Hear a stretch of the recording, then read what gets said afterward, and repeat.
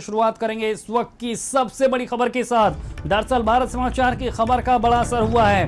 मंत्री सतीश द्विवेदी के भाई ने इस्तीफा दे दिया है। फर्जीवाड़ा करके मंत्री के भाई ने नौकरी ली थी। सिद्धार्थनगर विश्वविद्यालय में असिस्टेंट प्रोफेसर बने थे। मंत्री सतीश द्विवेदी के भाई का इस्तीफा अब हो गया है। ईडब्ल्यूएस कोटे से प्रोफेसर की नौकरी मिली थी। मंत्री फंसे तो भाई ने इस्तीफा दे दिया है। बड़ी खबर हम आपको बता रहे हैं। जिस तरह से सिद्धार्थ विश्वविद्यालय में असिस्टेंट प्रोफेसर की नौकरी अरुण द्विवेदी, जो कि सतीश द्विवेदी के भाई हैं, उनको मिली थी। ईडब्ल्यूएस कोटे से उन्हें ये नौकरी दी गई थी। अब यहाँ पर जब विवाद खड़ा हुआ, विपक्ष ने सवाल खड़े किए, लगातार इस्तीफे की मांग की मंत्री के, तब यहाँ पर भाई ने इस्तीफा दे दिया है। बड़ी खबर हम आपको बता रहे हैं।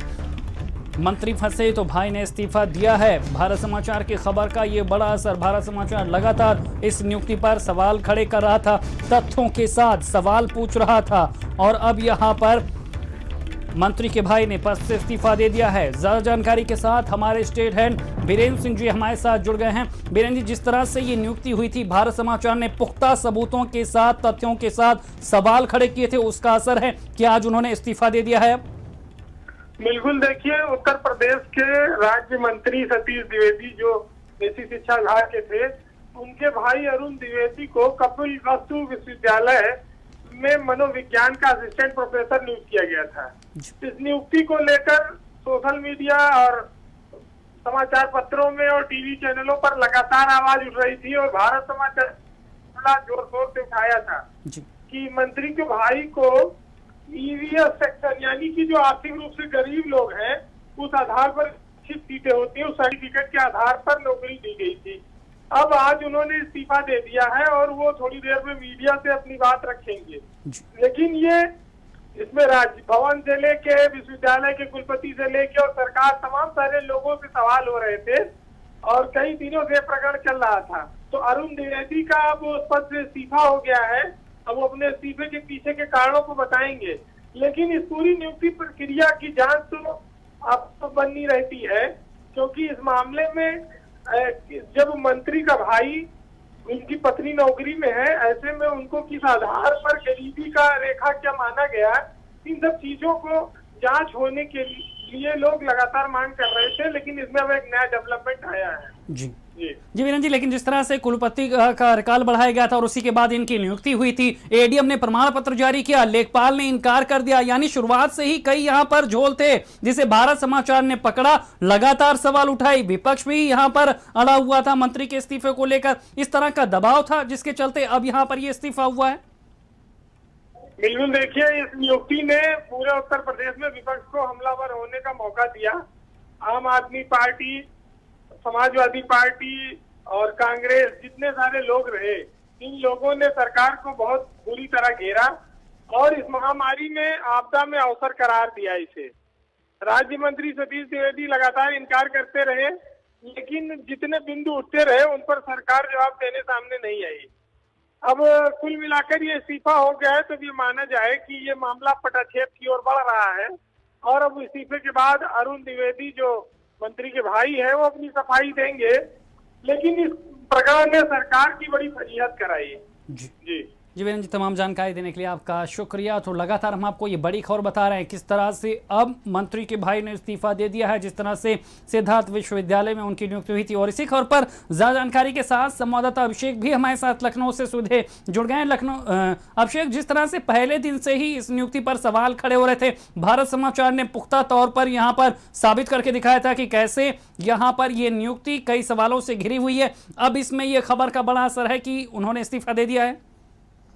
देखिए, इस्तीफा दे दिया है क्योंकि जाहिर तौर पर दबाव बहुत रहा होगा, चाहे वो पार्टी का दबाव हो या फिर सरकार की तरफ से उन पर दबाव रहा हो। तो इसलिए जब मंत्री पे दबाव बना तो जाहिर तौर पर उनके भाई को पीछे हटना पड़ा, क्योंकि ये पूरा मामला राजभवन पहुंचा हुआ था। राजभवन से तमाम कागज पत्र मंगाए गए थे, सबकी जांच कराई जा रही थी, जितनी पत्रावलियां थी सबको तलब किया गया था।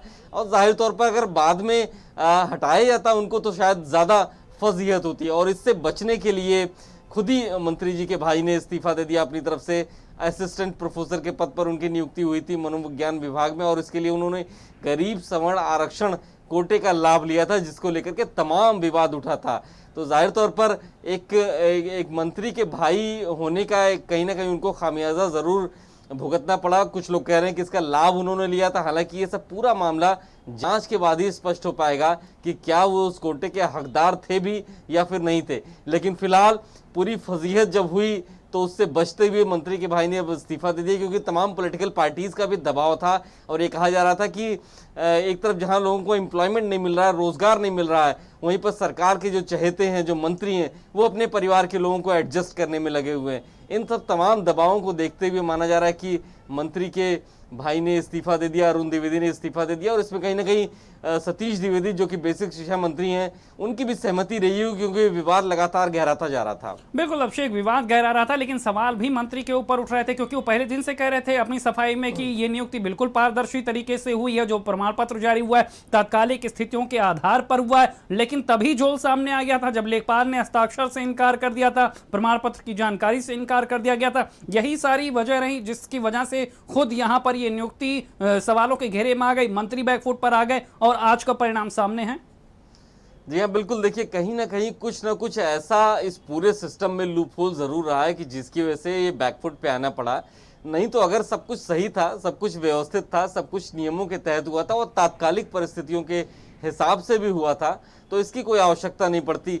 या तो इतना ज्यादा दबाव था पार्टी का, सरकार का या फिर विपक्षी दलों का कि उसको बचते हुए इन तमाम विवादों को खत्म करने के लिए इस्तीफा दिया गया। लेकिन ये बात भी सही है, जिस तरीके से स्थानीय रिपोर्ट लगाई गई, इस आरक्षण कोटे के लिए जो आवेदन किया गया था वहां पर इनकार किया गया, तो ये सब मामला अगर और जांच होती तो और गहराता, कई लोग इसमें फंसते।